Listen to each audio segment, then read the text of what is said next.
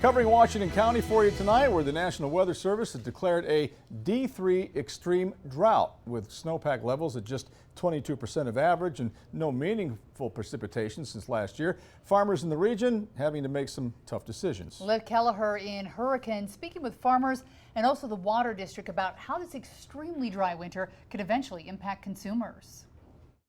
Stuart Stout is a fourth-generation farmer here in Hurricane, and he said this year is one of the driest that he's experienced, and unless we get significant rain this spring, they're going to have to start rationing water.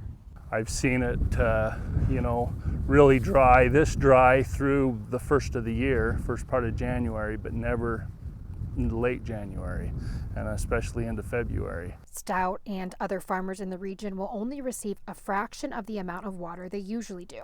And most of our farmers do irrigate directly off the rivers, and so they're only going to see probably about 25% of their normal water that they receive. Zach Renstrom of the Washington County Water Conservancy District says that farmers typically start irrigating in March, and without early runoff, they will feel this impact quickly. The soil is so dry, so when a farmer does put water out on those crops or those fields, it's just going to disappear and get sucked up by the soil before it could go to the plants. Stout grows hay and alfalfa here on his farm to feed his cows, and he said they had a good growing year last year, so they should be okay for now. But coming this summer and into next year, if this persists, they're going to have to start purchasing hay, which can get costly.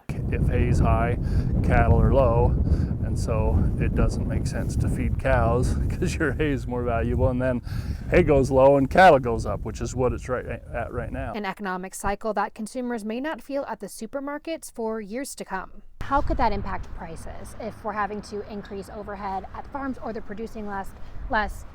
Could the average person feel that here? Generally not, because our food system here is so widespread. Most of the hamburger that you get at McDonald's was not grown here locally, but I think at the grocery store, at least this year, people won't see a change in price. But if this continues, more extreme measures like declaring a water emergency and prohibiting outside watering may have to be taken.